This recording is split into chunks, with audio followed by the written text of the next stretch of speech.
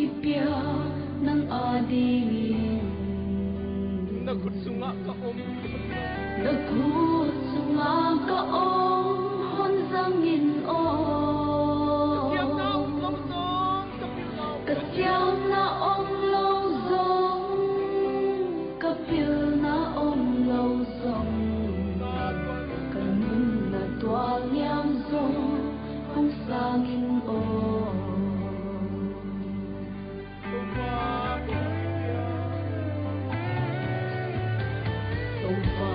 Kahong kipya ng adingin, lagut sunga kaong honsangin o. Kasyang na ong lozong, kapil na ong lozong.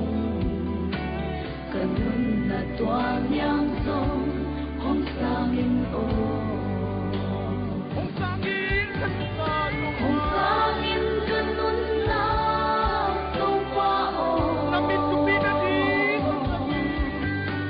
Namintupi na din honsangin. Kahinabang bangin, nanginhon pong inla. Naday namun pewa, honsangin o.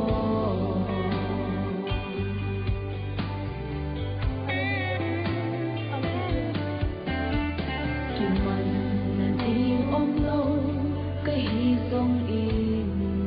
Hoy di na di lapel ahong ko'y in. Belay sipain, aday bang abol bang.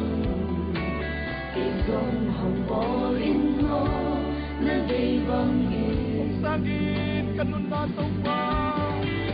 Honsangin kanun na tupao.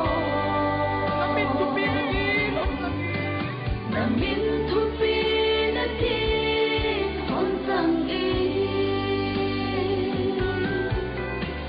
Kahinabang bangin, nanginhon pong inla. Naday namun pewa, honsangin o.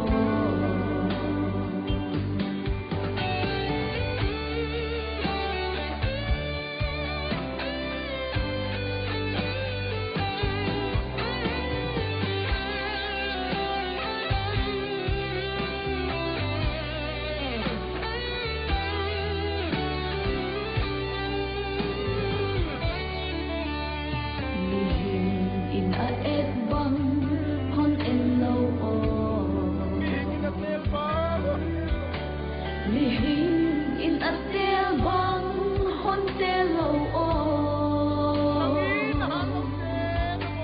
Nang in ahad lo te, nangon na tel so a. Ahad lo kay masong honsangin o. Honsangin kanun na tupao. Namintupi na din honsangin. Kahinabang bangin, nanginhon pong inla. Naday namun pewa, honsangin o. Honsangin kanun na tupao. Namintupi na din honsangin. Kahinabang bangin, nanginhon pong inla. Naday namun pewa, honsangin o.